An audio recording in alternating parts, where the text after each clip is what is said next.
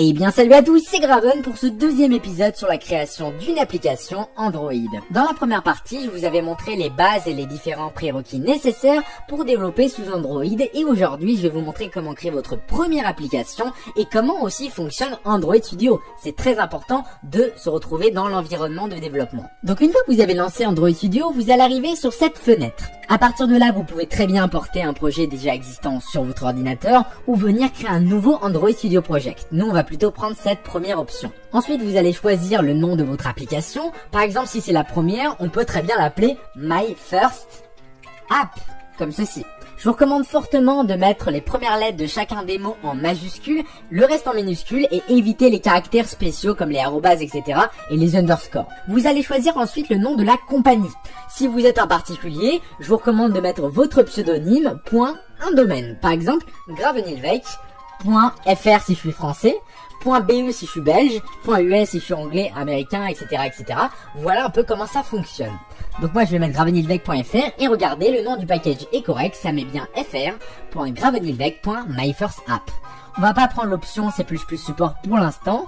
Et ensuite, si vous voulez, vous pouvez changer le petit fichier de destination. Vous appuyez sur Next et là vous allez choisir la version minimum du Android SDK, c'est-à-dire du kit de développement pour développer sous Android. Si vous souhaitez que votre application soit disponible à partir de Android 7.0 Nougat, vous pouvez le faire, mais attention car les versions en dessous auront du mal ou ne pourront tout simplement pas fonctionner. Ce que je vous recommande de faire, c'est d'appuyer sur le petit bouton « Aidez-moi à choisir ». Comme ça, vous aurez à chaque fois les pourcentages pour chacune des versions. Là, on peut voir que si je choisis de mettre mon application à partir de 4.3, on va avoir environ 91% des gens qui pourront l'utiliser. Donc, on va plutôt prendre ici la version 4.1 Jelly Ben qui permet d'avoir accès à 99,2% des appareils. Donc, c'est plutôt intéressant. Donc, vous faites OK. On va venir la choisir. Donc, c'est 4.1 juste ici. Et ensuite, vous faites Next. Ensuite, ici, on va devoir choisir ce qu'on appelle une activité. Une activité, c'est quoi? C'est tout simplement un morceau de votre application qui a une interface pour l'utilisateur. Je vous donne un exemple très simple. Imaginons vous créez une application de rencontre, par exemple. Vous aurez besoin de différentes activités. Vous êtes d'accord avec moi? On aura d'abord besoin d'un système de login, d'inscription, pourquoi pas un système de navigation, de paramètres, etc., etc. Et bien, chacun de ces modules, ce sont des activités. Sachant que n'importe quelle application contient au minimum une activité, sinon elle ne servirait strictement à rien. Donc nous, on va choisir l'activité vide à ce niveau-là. Vous appuyez ensuite sur Next. Ensuite, vous allez devoir choisir le nom de votre activité principale. Ce que je vous recommande, c'est de laisser Main Activity pour être dans les conventions. Vous générez ici le fichier Layout. Et ensuite, vous faites Finish. Donc une fois qu'Android Studio a été lancé, vous allez pouvoir le mettre bien sûr en plein écran et je vais vous expliquer un peu comment ça fonctionne. C'est très simple. Tout d'abord, à votre droite, c'est là où on va écrire notre code. Donc vous allez ici créer vos classes, gérer le design, etc. Par défaut, lorsque vous allez créer un premier projet, vous allez avoir deux fenêtres qui vont se lancer. La première, c'est la partie logique de l'application avec le Java. Et ensuite, vous aurez le côté XML avec le visuel. Pour afficher le visuel, vous avez deux possibilités. Soit vous mettez le rendu design en éditant comme ceci, soit vous mettez le côté code en affichant le XML. Et dans ces cas-là, vous pouvez écrire ici votre code en clair. Ensuite, à votre gauche, vous allez pouvoir gérer les différents éléments de votre application. Par exemple, vous avez d'abord un dossier app qui va contenir les sources de l'application. Et ensuite, vous avez un élément qui s'appelle Gradle Script qui va permettre de paramétrer Gradle. Donc Gradle, c'est quoi? C'est tout simplement ce qu'on appelle un moteur de production qui a simplement pour but d'automatiser, c'est-à-dire de rendre plus facile l'ensemble des actions qu'on va pouvoir faire. Par exemple, la compilation, la création de projets Java ou même gérer les dépendances. Donc les dépendances, c'est quoi? Imaginons vous avez une application qui a besoin d'un code qui n'a pas à l'intérieur, qui n'est pas présent par défaut. Vous pouvez venir l'importer, c'est-à-dire l'utiliser. C'est ça qui est vraiment très génial. Donc on va fermer ça et on va voir au cas par cas dans le dossier app. Vous allez ouvrir l'ensemble des éléments juste ici et on va voir au cas par cas. Commençons tout de suite avec le premier dossier, Manifest. À l'intérieur, vous allez avoir un document qui s'appelle androidmanifest.xml qui n'est rien d'autre qu'un fichier de configuration pour notre application. À l'intérieur, il s'agit simplement d'un fichier XML qui est encodé en UTF-8, qui va avoir une balise manifeste qui va permettre de définir le schéma, donc ça vous ne touchez pas. Et vous aurez ici le nom du package. Regardez, c'est bien marqué fr.gravenylvec.myfirstapp, donc ça fonctionne parfaitement. À l'intérieur de cette balise manifeste, on va pouvoir définir une balise application qui va permettre de changer les caractéristiques propres à votre application par défaut. Par exemple, vous pouvez autoriser la sauvegarde par défaut. On peut très bien le désactiver en mettant false ou l'activer en mettant true. Ensuite, on peut mettre une icône qui sera visible lorsqu'on va télécharger l'application pour pouvoir cliquer dessus. Par défaut, on peut voir qu'il y a marqué @meetmap iclauncher. Qu'est-ce que ça veut dire tout ça? Qu'est-ce que c'est que ce charabia? Eh bien, tout simplement, lorsque vous allez mettre un arrobase, ça va permettre de cibler ici le fichier ressources. Donc là, il va dire va dans le fichier ressources et il va me prendre le dossier qui s'appelle meetmap. Donc il va aller à l'intérieur de meetmap et là, il va trouver l'élément qui s'appelle iclauncher. Ok? Donc là, si je clique dessus en faisant CTRL et clic gauche, vous allez voir que j'ai les différentes images. Je peux très bien cliquer et vous allez voir qu'est-ce que ça donne comme petit logo. C'est plutôt sympathique et c'est ce qu'il y a par défaut. Ensuite, on a la possibilité de changer le label, c'est-à-dire le nom de l'application qui sera visible lui.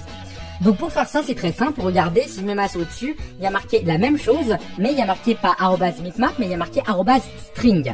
C'est exactement la même chose. Il va aller dans le dossier ressources et il va chercher string.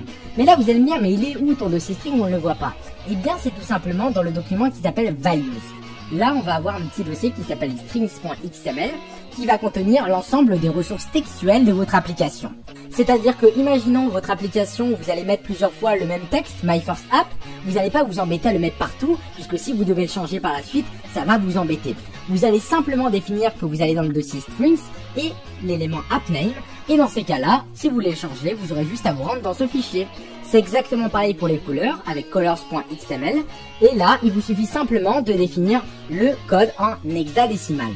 Je vous mettrai dans la description le lien vers ce petit site qui s'appelle codecouleur.com qui va vous permettre de connaître le code hexadécimal de chacune des couleurs. Par exemple ici vous pouvez prendre ici du rouge comme ceci, un peu rosé, et vous pouvez prendre ici le code, le copier et venir le mettre dans votre application. Et enfin vous avez le styles.xml qui va vous permettre de faire des sortes de packs de ressources. Par exemple vous pouvez ici définir un pack qui s'appelle AppTheme qui va contenir différentes petites couleurs que vous pourrez utiliser. Vous allez retourner dans votre fichier Android Manifest et maintenant on va voir le Round Icon. C'est exactement la même chose que le icône classique, sauf que là ça retourne vers une autre icône. Regardez, on a l'icône classique et l'icône round, c'est-à-dire arrondi. Vous avez également le support RTL qui permet de rendre votre application compatible avec les langues qui se lisent à l'envers, comme l'arabe, le perse, etc., etc. On a notre petit thème par défaut AppTheme que je vous avais montré. Et à l'intérieur de cette application, on a une balise qui va correspondre à notre activité principale. Maintenant qu'on a vu comment a été composée une application Android, ce que je vous propose, ça va être de former l'ensemble des éléments, sauf le fichier activitymain.xml et la classe principale qui s'appelle mainActivité pour le côté Java, le côté logique. Maintenant que ceci est fait, vous allez retourner dans la classe principale qui est dans fr.gravenylvec.myfirstapp. C'est le côté logique de l'application, je vous le rappelle. Cette classe est une classe en Java qui hérite de AppCompatActivité. AppCompatActivité, c'est tout simplement une activité comme je vous l'avais présenté tout à l'heure. À l'intérieur de cette classe, on va avoir une méthode onCreate qui s'active lorsque l'application se crée. Et à l'intérieur de celle-ci, on va tout simplement récupérer ici super.onCreate. Donc quand on fait super.quelque chose, en fait, on va récupérer le constructeur de la classe sur laquelle on hérite. Donc là, en fait, ce que ça va faire, c'est que lorsque l'application est créée, ça va aller à l'intérieur. On peut faire CTRL et cliquer sur gauche pour aller dedans. Et ça va aller chercher dans onCreate et ça va donner, en fait, l'élément qui est là. Donc, en fait, ça passe des informations d'une classe à une autre. Et enfin, ici, on a le setContentView qui va permettre d'afficher le design de l'application. Et comment aller dans ce design? C'est très simple. Vous allez aller dans les ressources et dans le fichier Layout, vous allez avoir ActivityMain. Donc je vais tout simplement faire CTRL et cliquer dessus et vous allez voir que j'apparais ici. Donc là on a tout ce qu'il faut pour commencer à développer, mais je vais vous montrer comment faire vos applications très simplement. Donc vous avez plusieurs possibilités pour afficher le visuel de votre application. Soit vous décidez de faire avec le petit design qui est présent ici, donc vous avez juste à cliquer sur la palette là et vous choisissez les widgets que vous voulez. Par exemple si vous voulez mettre un texte, vous cliquez sur All, vous prenez ici TextView et vous le glissez ici, comme ceci. Donc là on a un nouveau texte qui vient d'apparaître. Je peux ajouter un nouveau bouton. Je vais cliquer sur bouton, je fais un glisser-déposer Et j'ai mon nouveau bouton. Pareil pour la checkbox, regardez, je peux ajouter vraiment tout ce que je veux, une petite progress bar, etc., etc. On va les supprimer, donc vous allez faire clic dessus et vous faites supr tout simplement. On peut également afficher ce code d'une autre manière. Vous allez appuyer ici sur texte juste en bas et là vous allez avoir le rendu de l'application mais version textuelle. Donc ce que je vous propose, c'est d'aller juste à votre droite et là vous appuyez sur Preview et comme ça vous allez avoir le même rendu mais cette fois-ci à votre droite. Donc tout d'abord vous allez avoir ici une balise TextView qui va permettre de créer un nouveau texte sur votre application et à l'intérieur on va avoir différents attributs. Donc ça commence toujours par Android 2 points et après ce que vous voulez. Si je fais par exemple ici Android 2 points, je vais avoir énormément de possibilités. Je peux par exemple mettre une petite marge, mettre de la couleur, changer en alpha, mettre un background. Je peux vraiment faire tout ce que je veux. Je vais revenir au format initial. Ensuite, on a différents autres attributs. Ceux-là, on va pas les changer. Mais ce qui va nous adresser, c'est de changer le texte. Donc là, comme je vous ai dit, soit vous décidez de mettre ici, par exemple, un texte classique, bienvenue sur l'application, comme ceci. Soit sinon, vous pouvez venir faire appel à votre fichier strings.xml pour pouvoir récupérer un élément. Donc nous, on va aller dans strings.xml. On va venir ajouter un nouvel élément. Donc vous faites string name. On va l'appeler par exemple welcome_msg. Essayez de bien respecter les conventions, mettez tout en minuscules et avec des underscores au lieu d'espace pour séparer. On va l'appeler par exemple bienvenue sur mon application du futur. Et pour accéder à cet élément, on va retourner dans Activity Main. Vous allez remettre ici la preview si vous le voulez. Et à la place de ça, on va faire @string. Et là, on va récupérer le deuxième élément, welcome message. Et regardez, bienvenue dans mon application du futur. Si je clique sur string.xml, je vais tout simplement changer le message. Bienvenue sur mon application cool. Si je retourne dans Activity Main, j'ai bien le changement qui s'est fait. Donc vous voyez, c'est vraiment très simple et j'ai pas eu besoin de changer explicitement dans le code. Si vous souhaitez, vous avez également la possibilité de mettre de la couleur. Donc nous, on va se baser sur notre petit fichier color.xml. Donc j'avais pris la couleur de tout à l'heure pour l'exemple. Je vais créer une nouvelle couleur. Color name, on va mettre par exemple color red. Ici, on va mettre la petite couleur. Et après, pour y accéder, c'est très simple, je vais dans Activity Main et on va faire Android .textColor. Donc textColor qui va permettre de changer la couleur du texte, vous l'avez compris. Donc on va aller dans @color et là on va prendre le dernier, Color Red. Et là regardez, j'ai bien la bonne couleur qui s'est mise.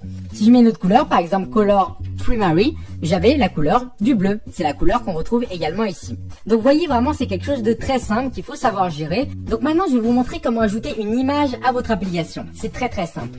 Vous allez cliquer sur le petit dossier Drawable qui se trouve à l'intérieur de ressources. Vous faites clic droit et vous faites ici Show in Explorer. À l'intérieur de ce dossier drawable, vous allez l'ouvrir et vous allez glisser une image. Par exemple, moi je vais glisser mon logo. À partir de là, pour y accéder, j'ai pas besoin de le définir quoi que ce soit le chemin. Je vais simplement ici créer une nouvelle image. Donc soit vous passez par le design, soit par ici. Moi je vais le faire très simplement pour vous habituer aussi à faire ça. Donc vous faites ici Image View, nouvelle balise. Là on va mettre Wrap Content. Et pour accéder à l'image, on va faire Android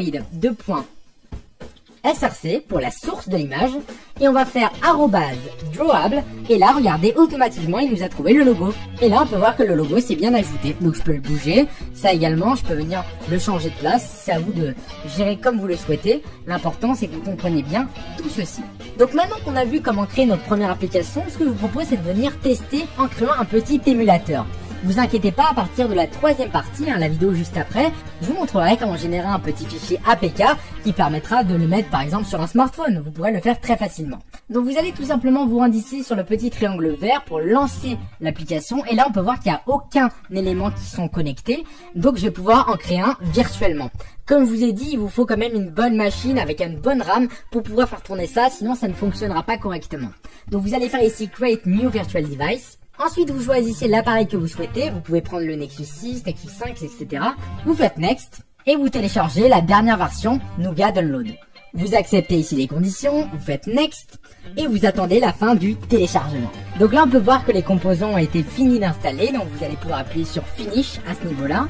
Et maintenant, on a la possibilité de choisir le Nougat, c'est-à-dire cette version pour notre émulateur.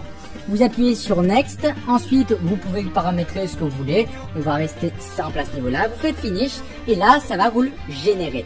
Donc là vous allez choisir ici votre Nexus 5, vous faites OK, vous allez faire ici Install and Continue et vous attendez la fin du téléchargement. Et parfait, on peut voir que Android Studio 7.0 a été installé correctement, il y a marqué down à ce niveau-là. Vous faites Finish et là ça va automatiquement lancer votre émulateur avec Android 7.0, pas de problème. Donc là vous pouvez voir que tout a fonctionné parfaitement, on a une petite application, vous pouvez également changer le format en paysage ou alors avec d'autres choses, c'est à vous de voir, même prendre une photo, revenir au menu, voilà c'est une sorte de vraiment de petit téléphone rien que pour vous, pour tester votre petite application. Donc voilà c'était Graven pour ce deuxième épisode sur la création d'une application Android, j'espère que celui-ci vous aura plu, si c'est le cas n'hésitez pas à liker la vidéo, à la commenter, à vous abonner à la chaîne, c'était Graven, ciao à tous et à la prochaine. Hey.